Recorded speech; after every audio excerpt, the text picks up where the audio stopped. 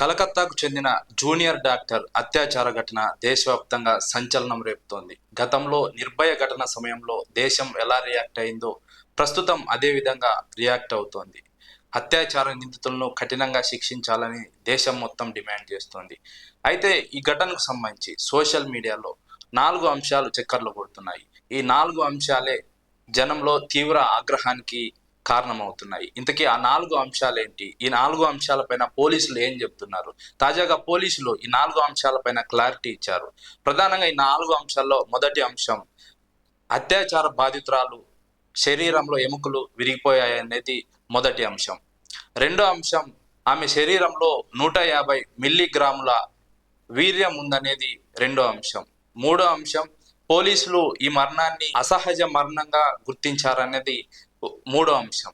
ఇందులో నాలుగో అంశం, ఈ ఘటనలో రాజకీయ నాయకుల కుమారుల ప్రమేయం ఉందనేది నాలుగో అంశం. ఈ 4 అంశాల నేపథ్యంలోనే దేశవ్యాప్తంగా ప్రజల్లో ఆగ్రహావేశాలు పెల్లుబుకుతున్నాయి. ఈ నేపథ్యంలోనే ఈ 4 అంశాలపైన పోలీసులు క్లారిటీ ఇచ్చారు. కోల్కతాకు సంబంధించినటువంటి పోలీసులు. మొదటి అంశం, ఆమె శరీరంలో ఎముకలు విరిగిపోయాయి అన్నది.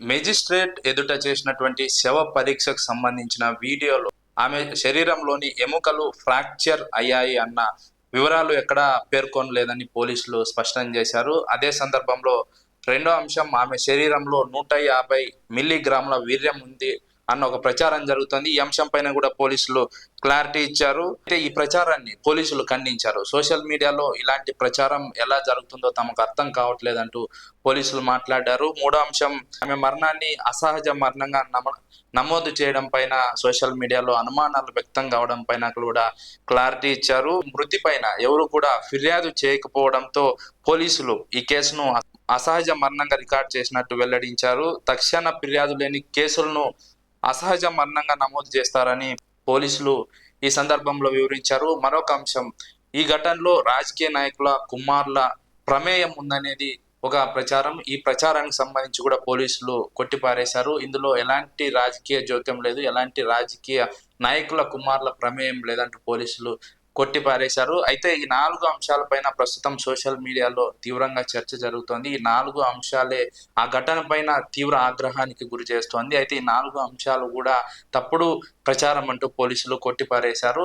అయితే దేశవ్యాప్తంగా కూడా ఇందుకు సంబంధించి జూనియర్ డాక్టర్లు కావచ్చు, వైద్య సిబ్బంది తీవ్ర ఆగ్రహాన్ని వ్యక్తం చేస్తున్నారు.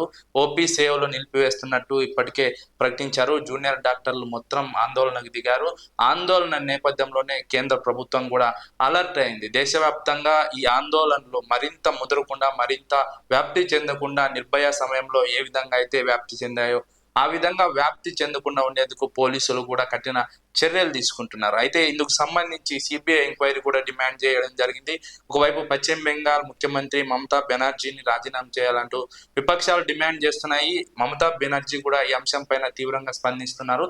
తక్షణమే సిబిఐ ఎంక్వైరీ జరగాలని డిమాండ్ చేస్తున్నారు. ఎవరైతే ఆర్జీకర్ ఆసుపత్రి ఉన్నారో ఆర్జీకర్ ఆసుపత్రికి సంబంధించిన ఉన్నతాధికారులను సిబిఐ ఏం క్వశ్చన్ చేయబోతోంది, ఎలా ప్రశ్నించబోతుంది అనే ఉత్కంఠ ఇప్పుడు నెలకొని ఉంది. అయితే ఘటనకు సంబంధించి తక్షణమే న్యాయం చేయాలని దేశవ్యాప్తంగా డిమాండ్ వినిపిస్తోంది. అయితే సిబిఐ ఇందులో దూకుడు ప్రదర్శించే నేపథ్యం కనిపిస్తోంది. కేంద్ర ప్రభుత్వం ఈ కేసుకు సంబంధించి కూడా కీలకంగా వ్యవహరించబోతుంది అనేది ప్రస్తుతం ఉన్నటువంటి సమాచారం.